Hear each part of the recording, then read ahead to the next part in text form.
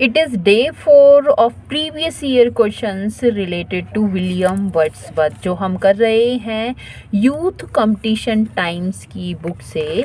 पूरा देखें इस लेक्चर को। और प्रीवियस ईयर रामबाण माने जाते हैं, पेनिशिया माने जाते हैं किसी भी एग्ज़ाम को क्वालिफाई करने के लिए। और आज का हमारा क्वेश्चन है, लिखा है in the advertisement to lyrical ballads. ठीक है, एडवर्टीजमेंट में किसके? लिरिकल बल्लड्स के। Wordsworth mention one of the inspiration, एक इंस्पिरेशन उन्होंने मेंशन की है ऑफ हिज पोएम्स, अपनी पोएम्स में। और क्या लाइक इस तरह से द टेबल्स टर्न, जैसे टेबल्स टर्न उनकी पोएम है उसी तरह से एक इंस्पिरेशन उन्होंने मेंशन की है। What is the inspiration?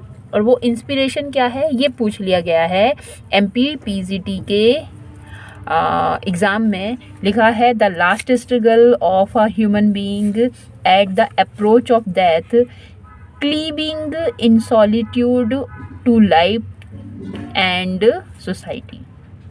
या फिर conversation with a friend who was somewhat unreasonably attached to modern books of moral philosophy. Next है sketch characters under the influence of less impression feelings, या a well authenticated fact which happened in Warwickshire.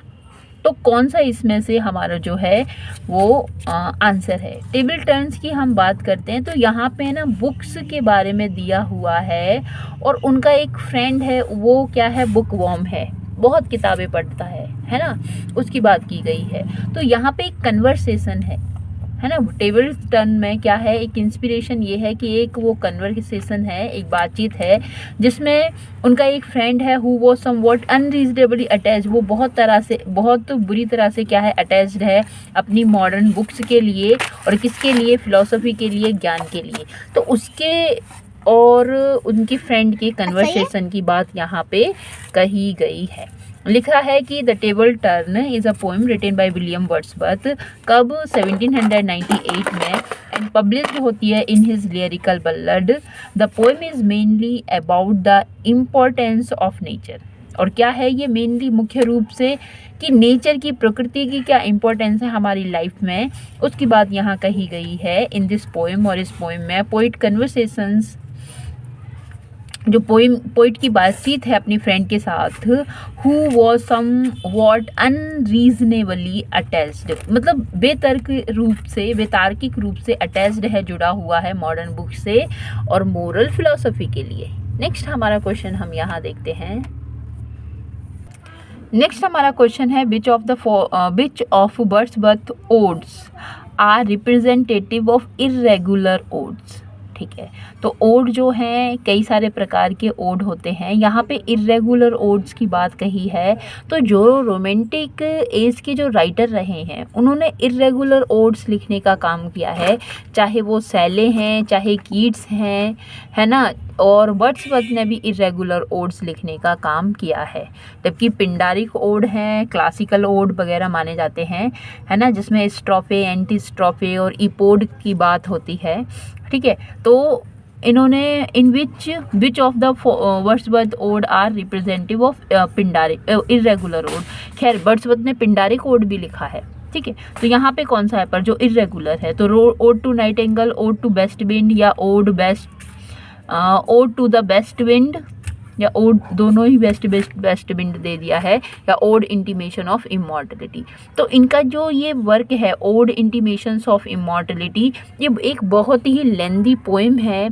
और ये odd है, यहाँ पे आत्मा की बात की जाती है ना। तो यहाँ पे पिंडारिक इन्होंने यूज़ नहीं किया है, इन्होंने इर्रेगुलर पैटर्न यूज़ किया है। लिखा है ओड इंटीमेशन ऑफ इमॉर्टलिटी, तो हमारा आंसर हो गया। Is also known as immortality ode और great ode is a poem by William Wordsworth, complete 1804 में होती है, पब्लिश्ड इन पोएम्स 2 वॉल्यूम में पब्लिश होती है 1807 में। और ये क्या करती है? Representative of irregular odes. ठीक है, और this poem is an irregular Pindaric ode, ये भी याद रखिए, इर्रेगुलर पिंडारिक ओड है।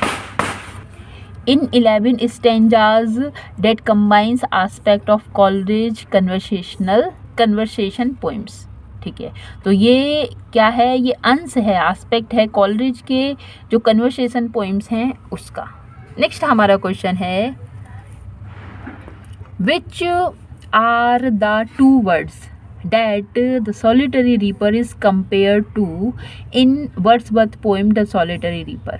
तो वो दो वर्ड्स कौन कौन सी हैं जहाँ पे ये जो सॉलिटरी रीपर में ना उसको कंपेयर किया है, तुलना की है वर्ड्सवर्थ ने। ठीक है, कुकू साइलक नाइटेंगल कुकू, या लिनेट थ्रस्टाइल या साइलक थ्रस, है ना।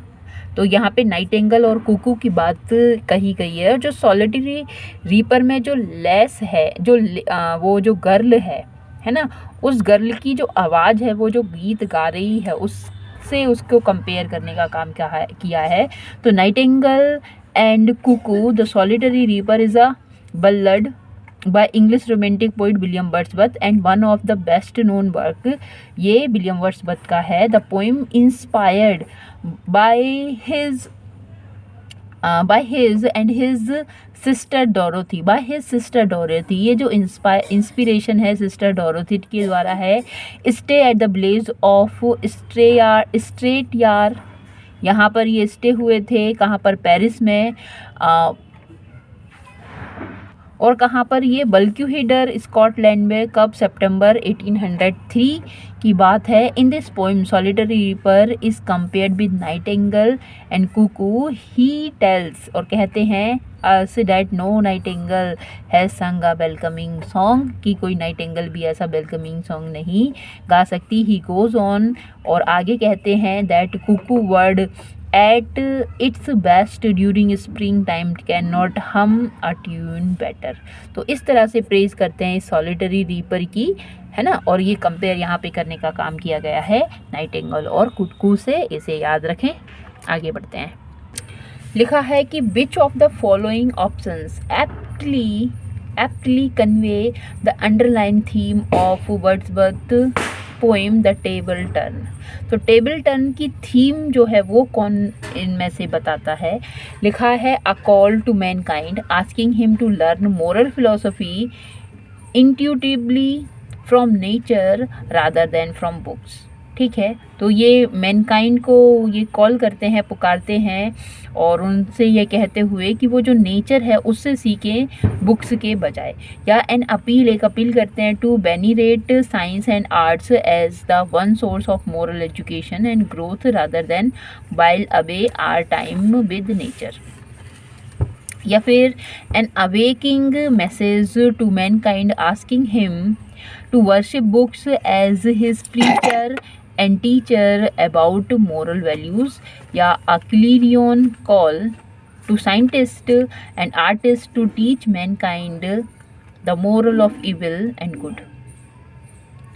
तो यहाँ पे क्लिरियन कॉल साइंटिस्ट और आर्टिस्ट के लिए नहीं है, वो हर एक मैनकाइंड के लिए है। ये वाली ए वाला जो ऑप्शन है वो यहाँ पे करेक्ट है। ठीक है, तो टेबल टर्न्स जो इनकी पोएम है बड़ी ही फेमस है, और आप टीजीटी बीजीटी की तैयारी कर रहे हैं, विलियम वर्ड्सवर्थ है, तो विलियम वर्ड्सवर्थ को जब हम पढ़ रहे हैं तो टेबल टर्न पोएम जो है आप इसे ज़रूर पढ़ें, और फिर इससे रिलेटेड जो इस तरह के क्वेश्चंस आ रहे हैं उन्हें आप याद रखें। ओहो सॉरी, मैं यहाँ पे आपको ऑप्शन नहीं दिखा पाई।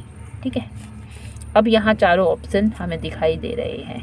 ठीक है, तो यहाँ पर जो हमारा करेक्ट आंसर है वो है a call to mankind asking him, जो उसमें वो कहते हैं उनसे कि लर्न मोरल फिलोसफी, मोरल जो फिलोसफी है उसे लर्न करो इंट्यूटिवली, है ना, और कहाँ से, नेचर से, और किसके बजाय, बुक्स के बजाय। ये हमारा आंसर है। और यहाँ पर टेबल टर्न के बारे में कुछ दिया हुआ है कि टेबल टर्न एक पोएम है, विलियम वर्ड्सवर्थ के द्वारा लिखी गई है 1798 में and published in the lyrical ballad. It is a poem mainly about the importance of nature, है ना। इम्पोर्टेंस ऑफ नेचर ये बताती है, says that books are just barren leaves, सिर्फ पत्तियों के समान हैं ये, डैट प्रोवाइड एम्प्टी नॉलेज, खाली ज्ञान ये हमें देती हैं, that nature is the best teacher, और नेचर को ये बेस्ट टीचर बताते हैं, which can teach more about human evil and good. Wordsworth describe beautiful songs of birds like the woodlands, inet और थ्रस्टल। थ्रस्टल और इनेट की बात भी यहाँ पर की गई है। नेक्स्ट हमारा क्वेश्चन है कि which of the following is Wordsworth explanatory note about this his poem I wandered lonely as a cloud. तो इनकी एक पोएम है और जो पोएम की फर्स्ट लाइन है वही पोएम का टाइटल है क्या, I wandered lonely as a cloud. तो इसके बारे में जो एक्सप्लेनेटरी नोट है ना, तो उसके बारे में हमें कहा गया है, व्याख्यात्मक जो इनका नोट है वो क्या है। लिखा है पहला option, this by the way is a fault, कि यह एक कमी है, ऑफ विच जिसमें, नन कोई नहीं, बट अ मैन एक इंसान, ऑफ जीनियस इंसान की, जीनियस इज़ कैपेबल सक्षम है, it is the awkwardness and strength, ये बड़ा ही अजीब और स्ट्रेंथ शक्ति है किसकी, हरकुलिस की, विद अ डिस्टैफ ऑफ ओफेले, है ना, डिस्टाफ ऑफ एफेले। डिस्टाफ तो एक वुड की कुछ ऐसी होता है जिससे है ना जो बुल वगैरह है वो कतरने का काम किया जाता है, डिस्टाफ ऑफ ओफेले, ये वाली बात कही गई है।